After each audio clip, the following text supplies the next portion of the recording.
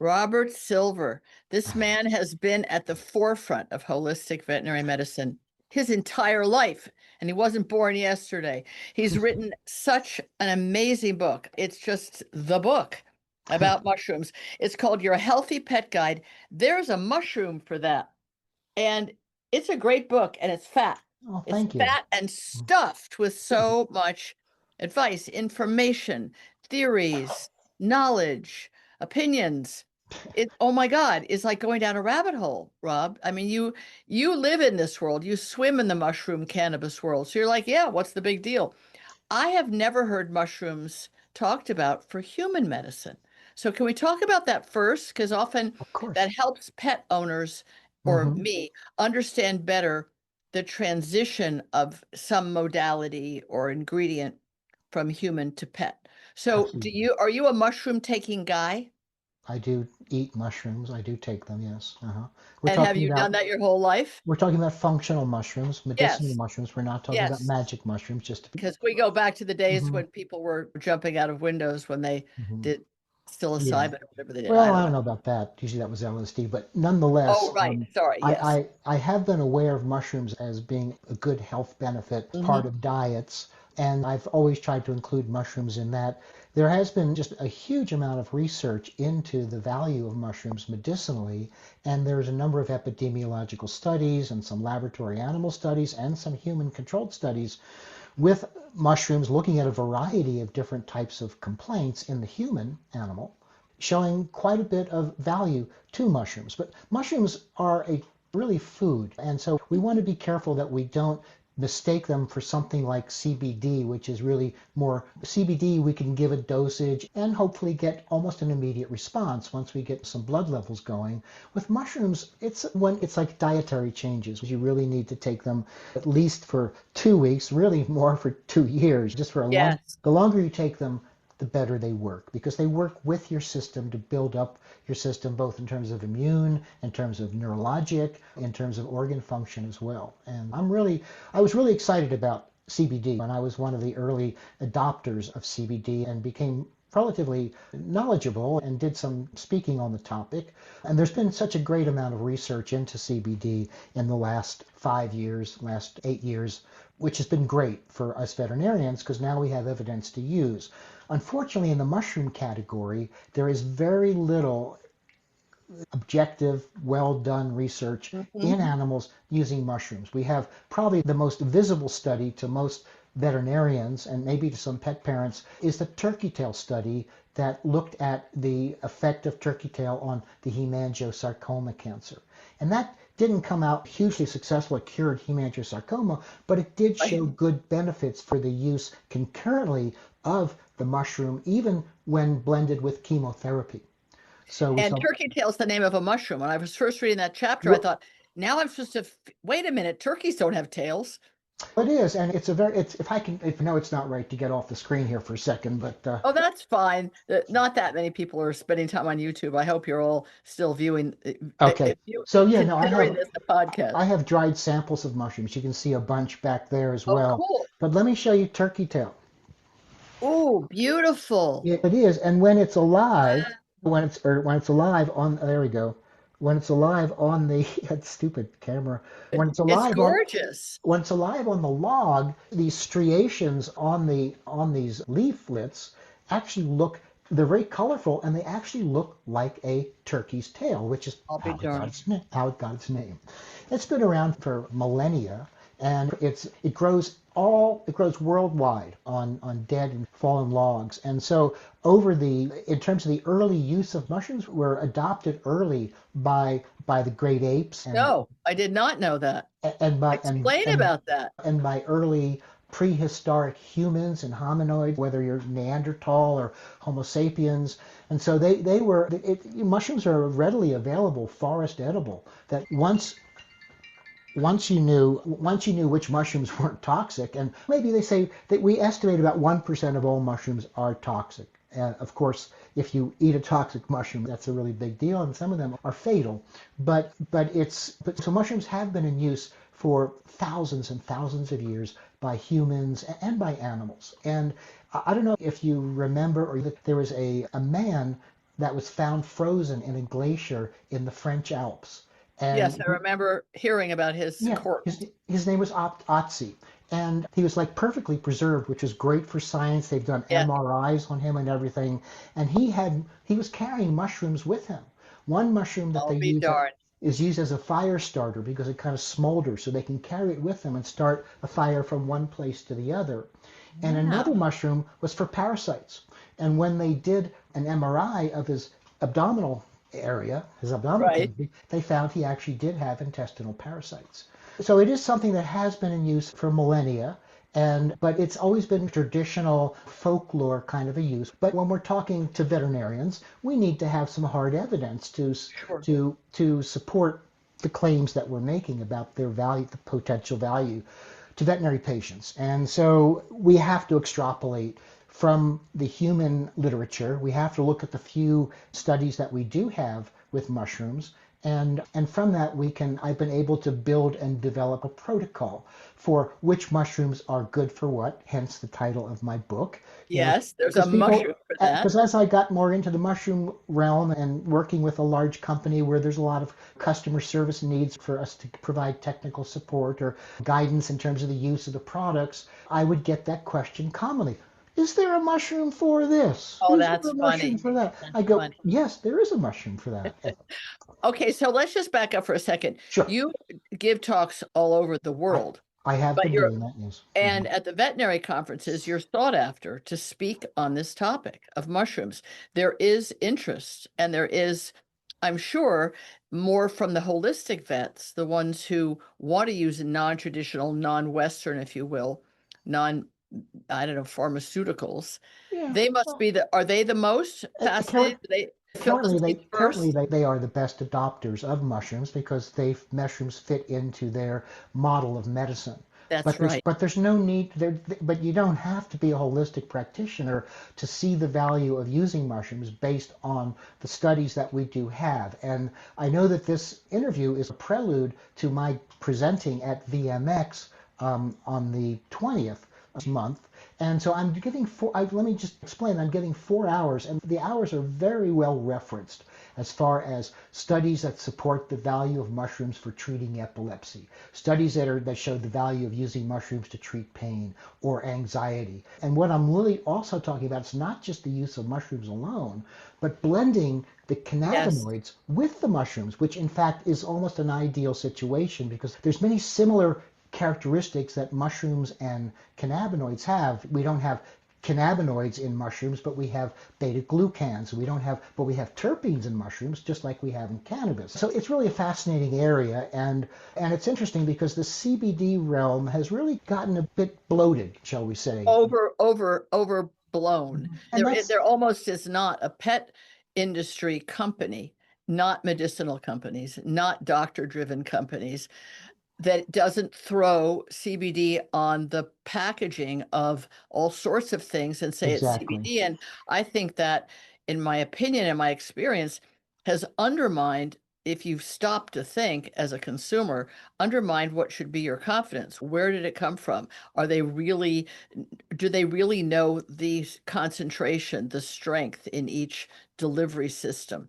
And Right. that's got to be hard for vets too, because it is known that it has medicinal properties. But which of these of these products, there was one company that was marketing just to vets, but they had a delivery system that made no sense at all. You had to fill little plastic capsules yourself with an Oh yeah. oil, Hmm. and the animals didn't like it. It was bitter and nasty tasting, and it was just the whole thing was early days. But other than that, vets have to feel confident that what they're giving somebody is scientifically proven. And I think Mm-hmm. that's where someone like yourself comes in. You've been in that sort of amorphous area of knowing from personal experience and research that something will work and using it, and then being on the defensive. How do I prove this to my colleagues? And I do speak defensively, not in an emotional No, defensive way, no, exactly. but You I have know to. that anything I say, especially in front of a veterinary audience, I have to defend. and I have to defend with some That's objective right. evidence. And so, That's right. and that's the part that takes so much time when developing these Yes. PowerPoints and developing these lectures. But one lecture that I'm doing, which would be of interest to those vets who are listening and or who would like to incorporate CBD into their practices but don't know where to start or don't know which product to choose or how to choose a product, one lecture, the whole lecture is spent on discussing what the considerations are regarding product selection. And I'll also talk a little about some of the new legal changes that we're seeing in the world of cannabis here in the US, because there have been some major changes made recently with the most recent Farm Bill passage.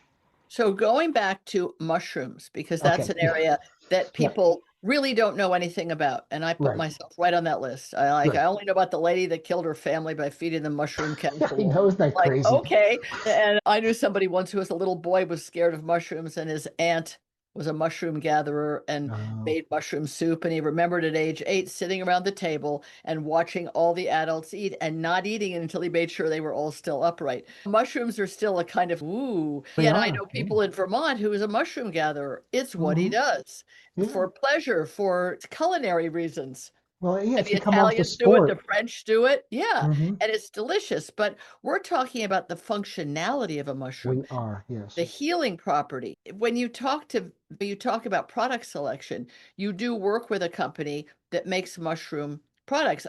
Pets happens to be a sponsor of this show, and they Hmm. have a mushroom immune compound that I actually give to one of my dogs who has some Oh, shadow on her liver. okay. So I believe it, but I believe it in terms of trusting the company. So when you talk about product choice, does it Hmm. have to do with trusting the company and believing that they're only going to do something that they can stand behind? I think that's brilliant on your part to see that because that is true. And I'm not familiar with the Therapet formula. I hope it's a Okay. good one. But in the last 15 years, there's been a new way to commercially manufacture or grow mushrooms, which calls into question the potency of products that are grown through that technology. Yes. Yes. And so In that's other words, that they aren't as good or they are more reliable. they're less good. Yes, they're not as good. Oh, you Yes. have to get the wild version. No, you can cultivate mushrooms, and and China, for instance, is responsible for cultivating 90% of all the medicinal mushrooms in Wow. the world. And you can cultivate them in China. They use these big shade houses outdoors, which are shaded from the sun, and they have moisture in them and the Oh, temperature nice. control. And they actually grow the mushrooms on their appropriate, what we call substrates. The material in mushroom grow on dead and dying wood. I'm getting a little bit of sun here from No, no, but my people need window. to, that's all Yeah, right. People yeah, need to understand this. yeah. It's valuable. Yeah, so let me continue. So it's either mushrooms either grown on dead or dying wood, and you can use wood chips and even sawdust to grow mushrooms on, or it grows on compost. Most of the mushrooms that are the functional, strong, medicinally and tasty edible mushrooms grow on wood. Shiitake, for instance, grows on logs, and Yes. reishi grows on logs.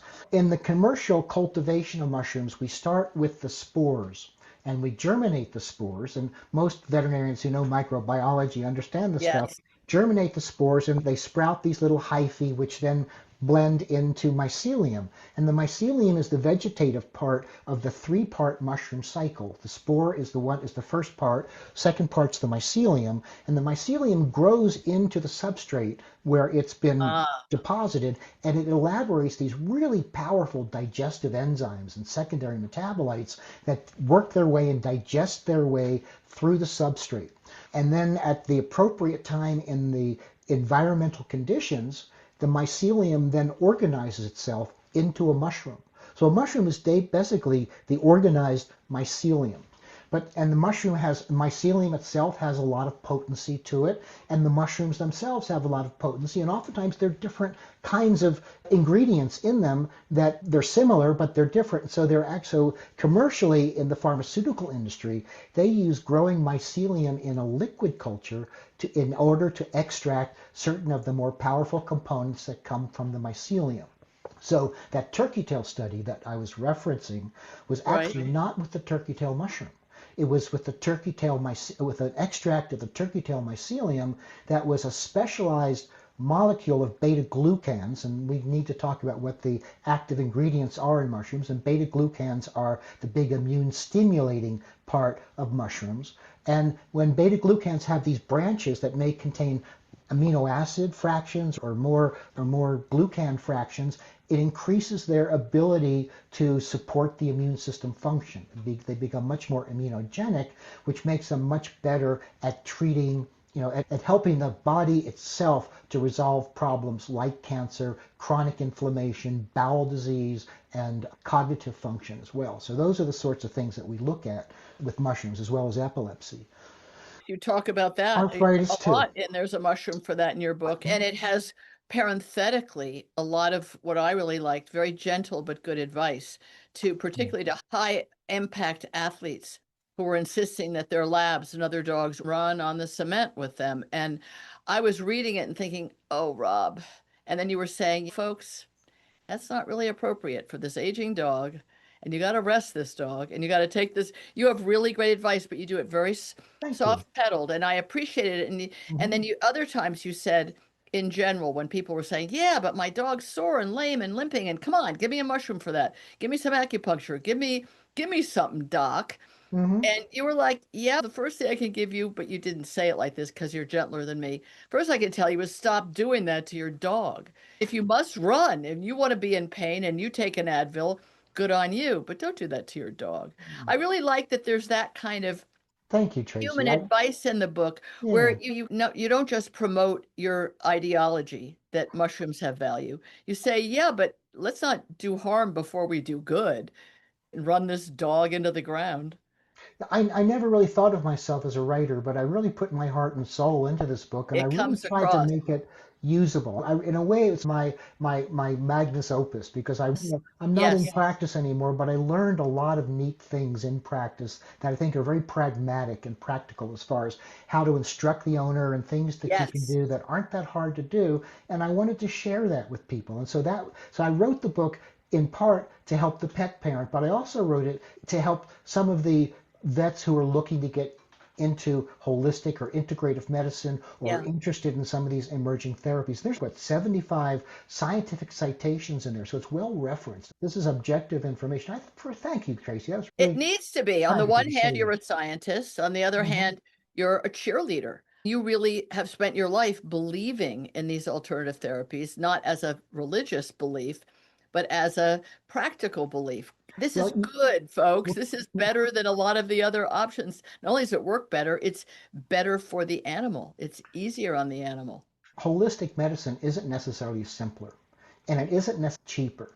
And so when you're a holistic practitioner and you're giving a lot of information about why the kibble diet's not so great and they should try these Right. other foods and supplements and you give them all of this information, then they have to take it home and do it. So I That's see the right. role of a holistic veterinarian not just as the smart person to give them good protocols, but also as a motivational speaker to Yes. motivate them to do it, not just say do this, but say give them a reason, give them because I think people do things are more likely to do things if they understand why they're doing them instead of just being told to do them. Agreed. And I think one of the lovely things about the book is that you have individual stories, real life stories of Yeah, individual dogs and cats who you treated, who presented with an issue or a problem, and you describe what the people had done previously, and yeah. then your different way of looking at that problem, which It- it usually people come to mhm. holistic vets or look for in the in Western world or alternative medicine when to them, traditional medicine, Western medicine hasn't worked. And now they've lost a bit of time. So a lot of times people come to you with a dog or a cat in a not great place. In the 11th hour, I like to say, Yeah. yes. Yeah. Yeah, no, and whereas you may have better success rate just doing conventional medicine, what we do in holistic medicine oftentimes is get the patients that fail conventional medicine, which Yes. gives you not as great a success rate even when you're using holistic medicine because That's you've right. got the poor responders in those regards. But I did use a case a case format with the book. At least Yes. half of the book has those cases where I'm addressing allergies and arthritis and Yes. anxiety and cancer and Cancer. bowel Yep. disease and epilepsy and then wellness. But then I also have a part of the book that's reference. I've got, what is it, 12, a materia medica of 12 different mushrooms, and I talk Yeah. about all the different fractions found in CBD. So it's good for both sides. It's something where if you want to, if you were at just the vet and they were telling you something and you want to look it up, you can, yeah. So it's Yes. cool. Or Yeah. if you're a vet or a licensed certified vet tech and you want to know more, you want to be smarter, you want to be more knowledgeable, it's there for you. So you gain confidence in something that you're already interested in. But you also, if you're the practitioner, those people coming to you are going to ask you a bunch of questions. And what feels worse than not having an answer? So what Hmm. you've done is given people tools to give legitimate, solid answers Hmm. so they don't wind up as on the defensive as you're used to being. You're accustomed to it because anyone who's a maverick and a pioneer and a front runner with anything, particularly in medicine or diet, is going to have all kinds of darts thrown at him. Here, Rob, catch this dart. And you're like, got it. Let me explain that to you because you're used to it, right? Yeah, it's still a challenge. Yes, but it's one you've taken on because you live in a world where people don't think in the American world. I do. People And don't think of natural mhm, compounds being something they should reach for. Do human doctors use mushrooms they do. medicinally? They do. Maybe not as many MDs as naturopaths and Right. chiropractors and acupuncturists that are more, as we mentioned, more of the type of veterinarians. But Yes. more and more MDs are starting to see some of the value. One of the problems with many MDs, and I'm not, this is not negative, No, but understood. so many of them are bound to managed care.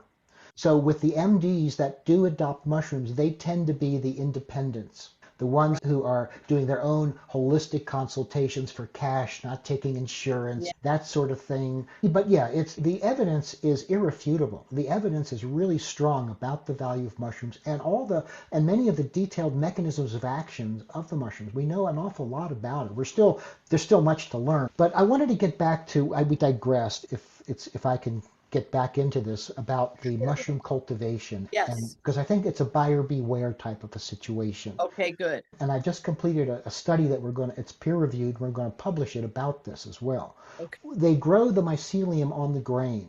And when the grain gets fully myceliated, it looks a lot like tempeh. Do you know what tempeh is? You've seen like Sure. soybeans that Yeah. are myceliated, or Yeah. corn, QUORN, which is corn that's been myceliated. And Yes. so it looks like that. They then take that myceliated grain, usually they use rye grain or maybe sorghum, and then use that to inoculate the appropriate substrate.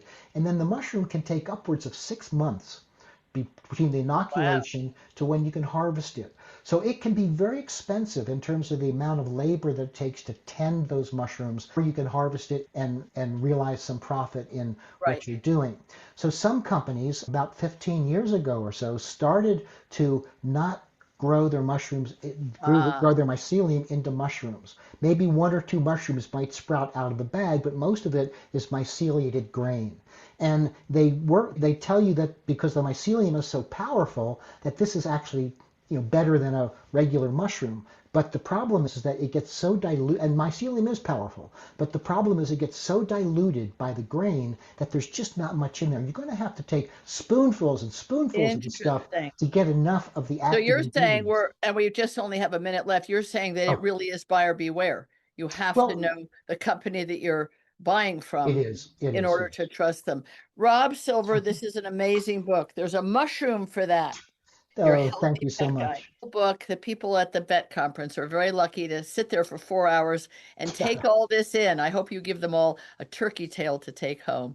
Thank I you hope I so have. much for your lifetime of work doing this and for sharing it with all of us. Thank you very much.